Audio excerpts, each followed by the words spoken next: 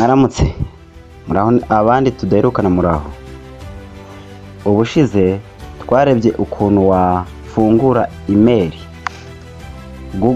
Google email, ariko uyu munsi noneho turaza kubabwira uko iyo email ushobora kuyikoresha kuri application zimwe na zimwe.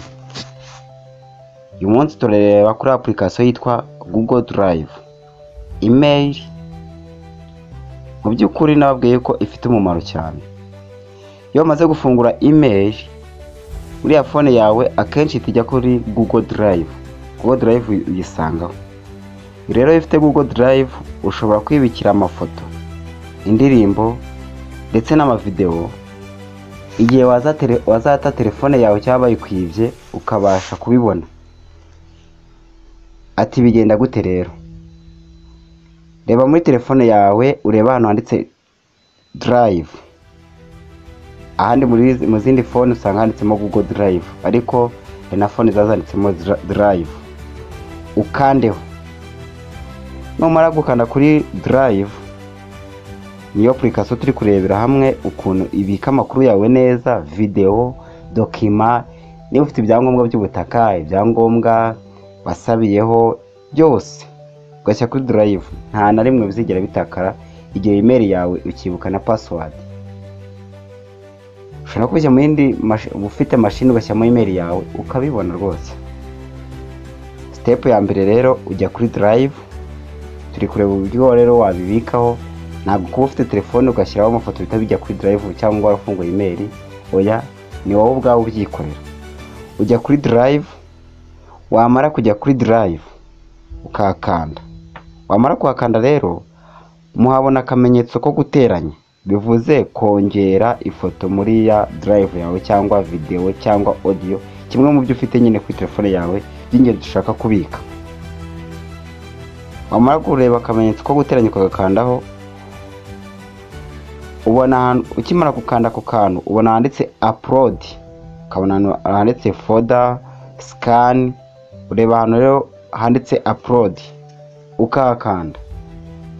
Wamara kuhakanda rero, iyo umaze kuhakanda bahita bakwereka akenshi icyumba cy'ibanze ufite ukunda gukoresha.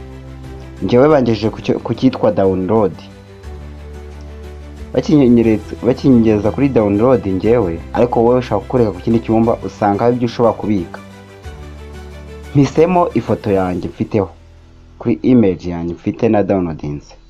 Nimara kuyihitamo rero ako kanya itijyaho. Nta kwirwa wigora bitabijyaho rwose. Ariko iyo bidashobotse yuko bitabijyaho, usubira kuri upload bakakubwira.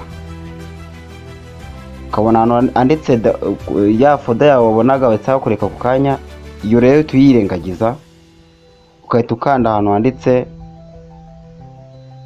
uturongo dutatu. Kareba hano ari uturongo dutatu ukakanda. Iyo umaze kutubona nibwo utubona ibyumba byawe byose. Image, ukabona image, ukabona video, ukabona audio, ukabona document zawe, bya byumba nyine usanganye mu phone yawe. Wamara ugahitamo icyo ushaka, wamara kugihitamo ukareba nyine ibyo ushaka gufatamo ukagikandaho.